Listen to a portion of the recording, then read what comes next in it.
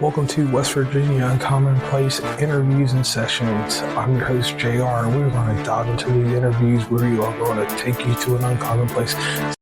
Howdy, everybody. Welcome to the second episode of West Virginia Commonplace Interviews and Sessions. And today I have with me an esteemed colleague and someone that has proven that inside podcasting, you can niche down, do a podcast, and be the talent of the podcast. Now, this is crazy, being talent of the podcast, and then magically have someone literally take care of the production. Just show up, get on the microphone, and do this. Today, everybody, I have with me Stacey Parsons, the host, and she is a co-host of Sparrows Under. His name is JR, which you know who he is. And I have Stacey with me today as my first interview on this new podcast, because she's been very influential in helping with the continued rise of West Virginia Commonplace and a few other shows. And everybody knows I do crazy ass dialogue. And she's looking at me pretty crazy because it's in the morning time and she's got some kind of sinus infection and some other problems. So please, Stacey, introduce yourself and tell the audience a little bit about yourself and how you got into podcasting. I'm Stacey. I sound awful right now, so excuse me. Just ignore it for the moment. You kind of forced me into it. Not forced me, but it's like, hey, let's do this. And I kind of did. And with your first show, it was just basically in between my job, my permanent job. And then once we decided to come together on Sparrows Under Review, we made that a thing where we would both do every episode. As of now. Okay. Until we come to a time where we don't have one in the bank and I get sick again or something. All right, so will there ever be a time that you produce or do a solo episode or show or podcast? At this point in time in my head, no. All right, well, let me ask you this. If you had a roadcaster that could do things for you, would you take that roadcaster and maybe produce your own show? By myself, no. Because to me, I don't want to sit there and listen. And everybody's different. Everybody has their own opinion, and this is just mine. I don't want to sit there and listen to someone have a one-sided conversation unless it's about a specific topic that I'm interested in. And the type of stuff that we talk about and that we do, I don't feel that people are going to want to sit there and listen to just one person talk. Because the main basis of the show we do together is Sparrows Under Review. So basically we review just random things, anything and everything that you can think of. We are mostly movies, but we'll also throw in other stuff. And I wouldn't want to sit there and listen to one person sit there and tell me about their love for Twilight. Right, I could see that because you get an appreciation, but sort of like how I do on my show, I do shows by myself, but when I do something about something I love, it's a very 5, 7, 10 minute show. Right, and that's fine because you can also sit there and you can talk, you can make sense of what you're talking about in your study. Me, I have a better conversation or flow, and I feel like things make more sense if I'm having a discussion here with somebody. Okay. Now, inside your show, because I'm interviewing you, and I know this is weird, because this is like what I normally do on my show. Mm-hmm. So, inside your show, you had one thing that was pivotal in the creation process. You have a series that is beloved by you, not the Harry Potter series, but the Twilight series. Mm-hmm. So inside the Twilight series, it was something that I had never seen. Right. And there was one portion in this series that disheartened me. I almost...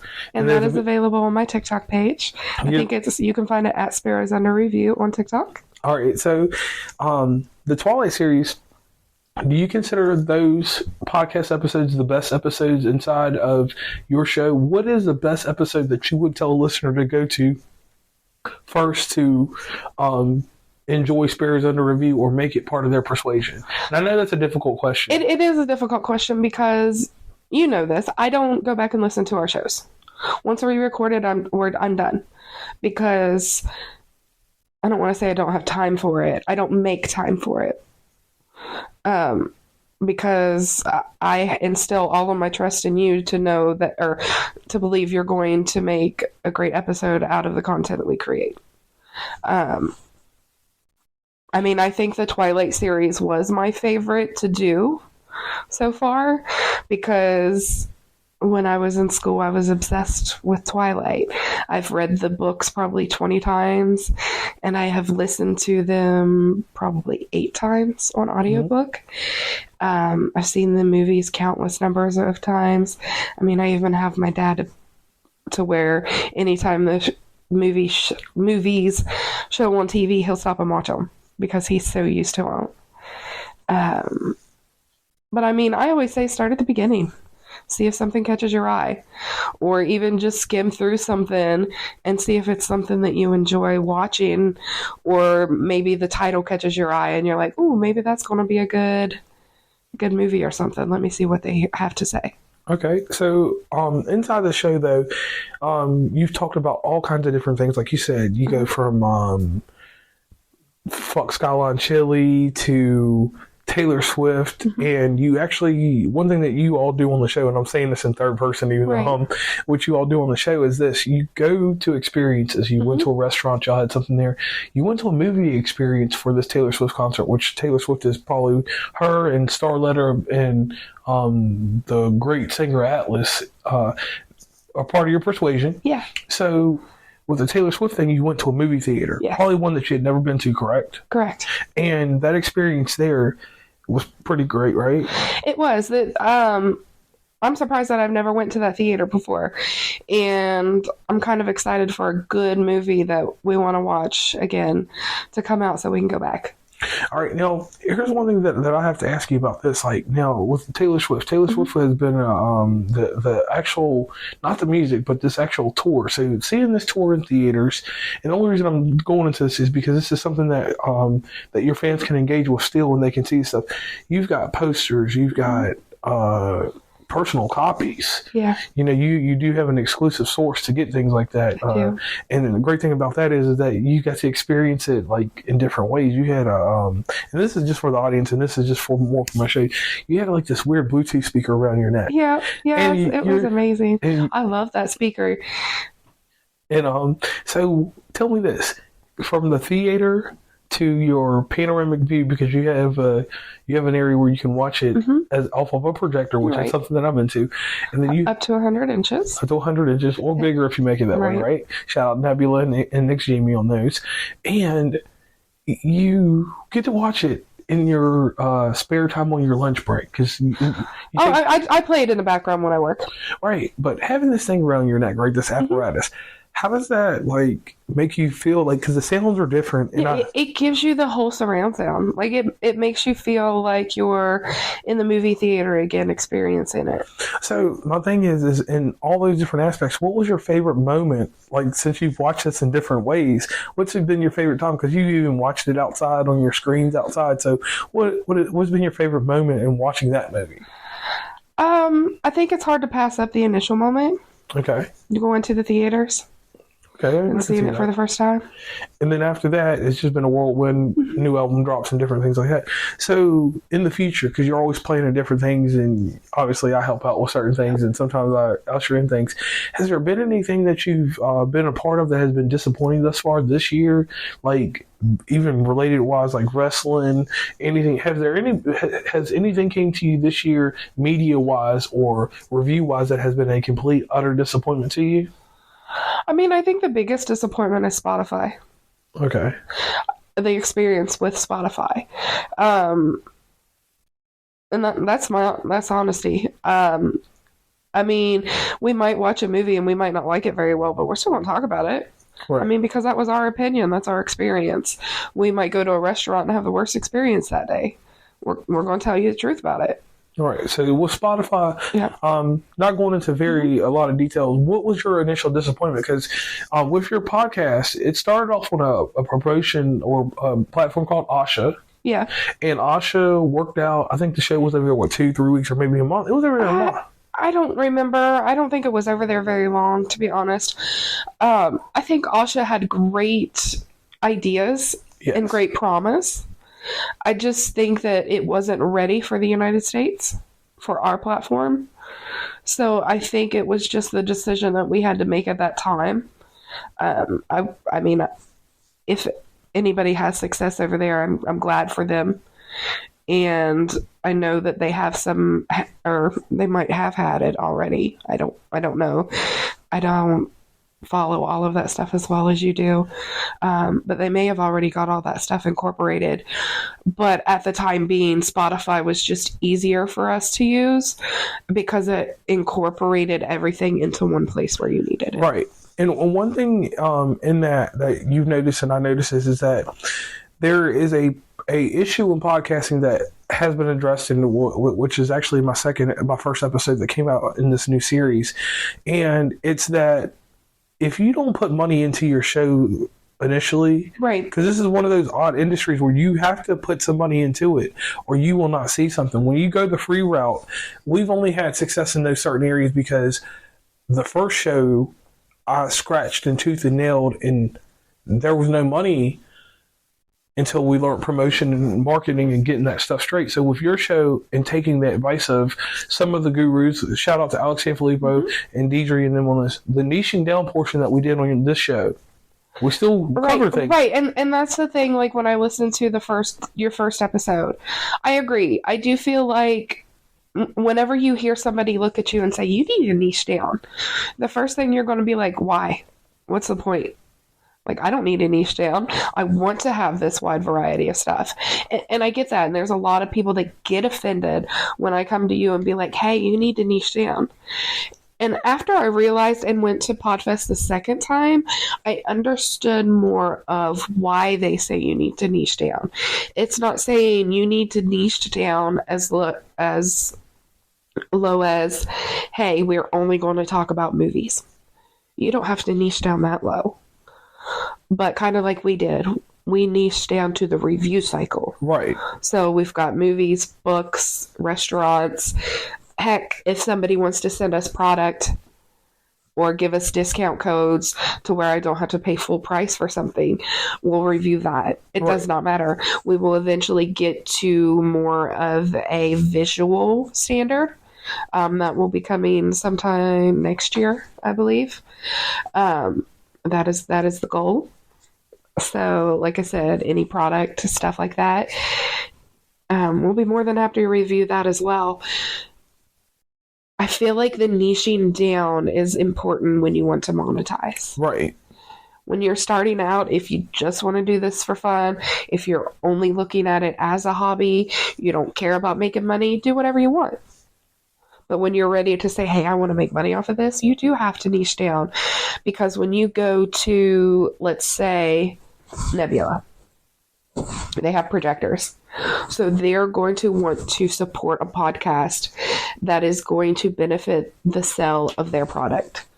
So if you go on there and you're talking about how the sky is blue, Nebula's not really going to want to might not come sponsor you because, what's a projector have to do with the sky is blue?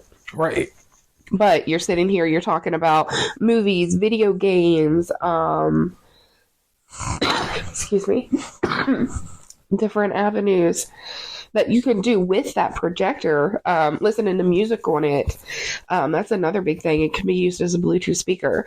So they might be more apt to say, oh, hey, let's give this person a shot.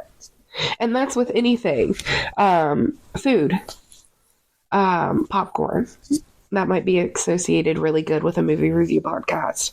You do interviews, so great things for you would be like writing products, pens, papers, Bic might be a big one.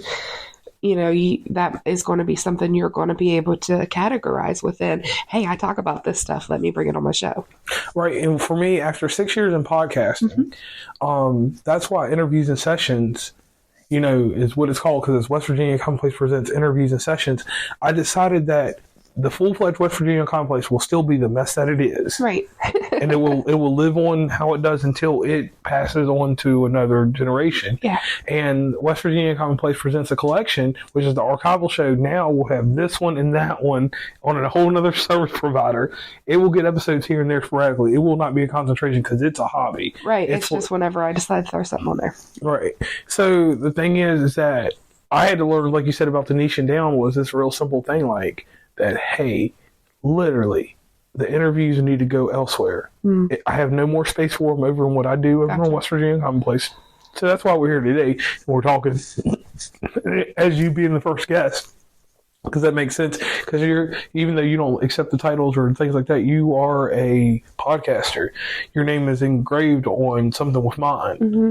You know, so no matter how you look at it or do whatever, you know, you do have that title to your name. If you don't want to accept any other title in life, you do have a podcast, and I want to thank you for that. And I know it's weird doing an interview with me because being interviewed in the JR process is different because I'm speaking to you, and you got the lavalier mic on, and we're just talking. And it's not the normal scene because I'm being serious in how I'm talking to you. And it's kind of hard to take that approach, I believe. Is that correct? No. Okay. No. So let's go through. One thing that we do on the show is... it's just a little hard because I'm... Right, so on West Virginia Commonplace, one thing that I will bring over here is that we do a role play. It's a fictional thing that we do, and I'd like you to go ahead and go through this process with me real quick. So are you ready to go down this road? And one thing that will not be coming to the show is the 2020 questions that stays over West Virginia Commonplace.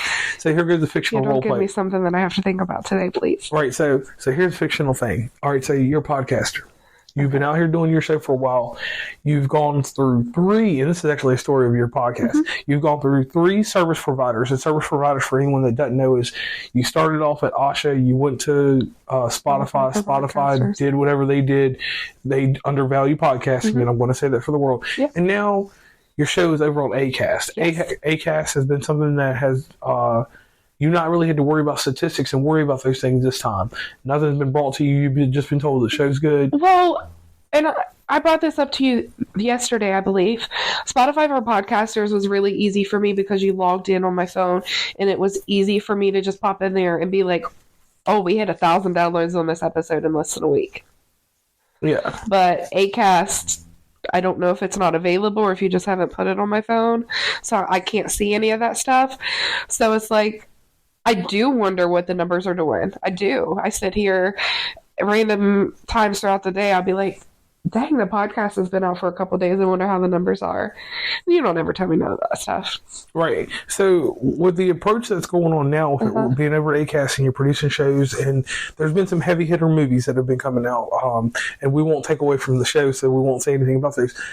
Check them out on Sparrows Under review. Yeah, definitely. Every Tuesday on any DSP, as King John would say. Yeah. So, is there a movie right now that you're anticipating for the summer? Is there anything that has caught your eye right now? And this is where the role play comes in, that you would like to review. I mean, there are a few movies that I would like to review and watch and stuff like that. I find my inspiration on TikTok. Okay. Because a lot of... Actually, in the past week, I haven't spent a lot of time on TikTok. But before, I would spend a lot of my free time on TikTok because you work on the road.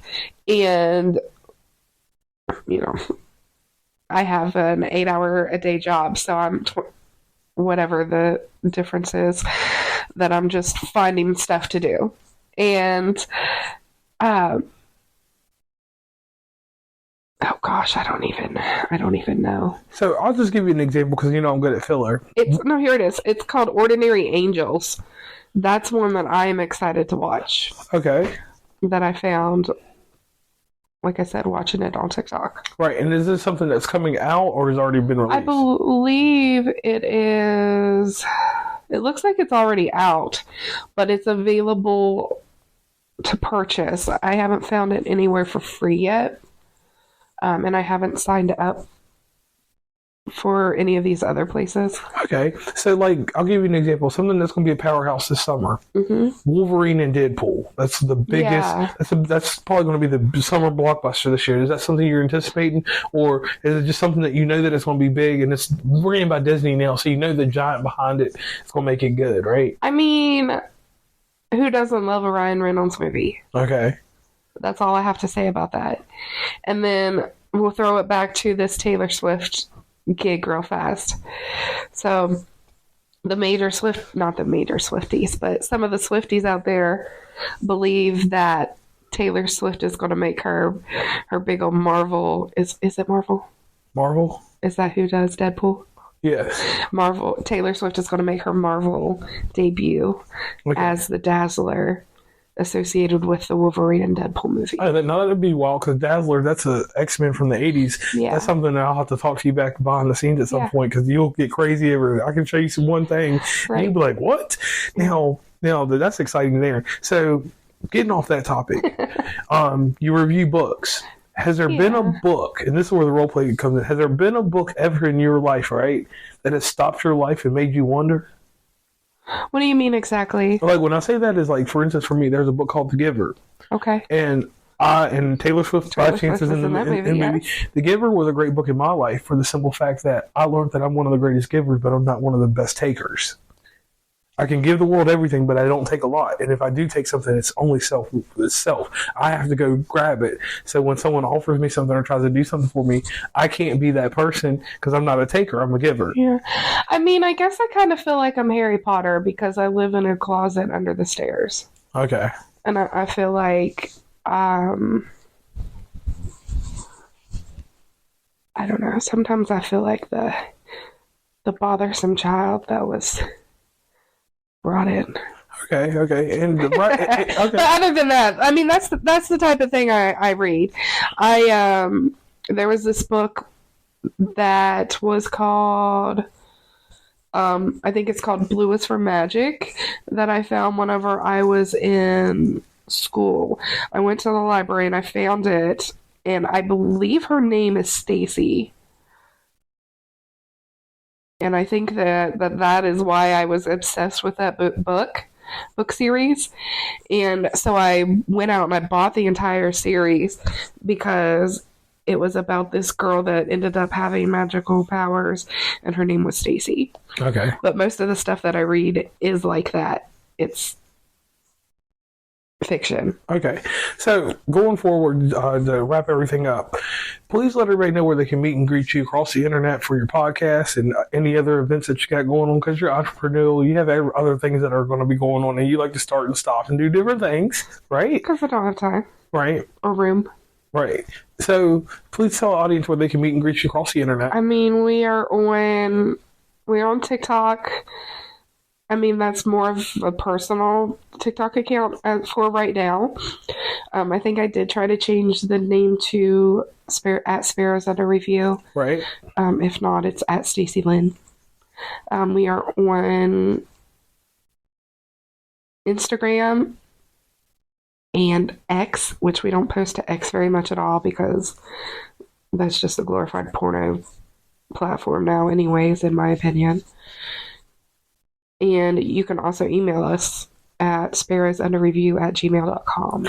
And one other thing I do want to add on there, if you go to the link tree, wherever the link tree's at, you have an embedded player where you can actually play episodes, and you can find whatever podcast subscribing thing that you listen to, or if you're Spotify, Pandora, even iHeartRadio, which there will be a smooth promotion going on with that this week. So I will tell everybody this episode is going to drop probably it'll drop on Sunday. What are we at? Sunday of this week. I forgot what today's date is, but this episode will drop on a Sunday. And when this episode drops, please go over and check out the iHeart promotion that will be going on with Sparrows Under Review via Snapchat and different things like that. Because speaking of Snapchat, we also have a Facebook group called Networking with Podcasters. So we do invite any podcasters that would like to come to join. You put a lot of useful information in there. I feel like hopefully we can build it to be a strong community as far as help. Like, how do we help you monetize somewhere, and how do we get out of this mindset of getting offended whenever someone says you need to niche down, or if you're afraid to ask a specific question. I'm not telling you not to go out there and try to Google it first, but that's what we're trying to build there. Right.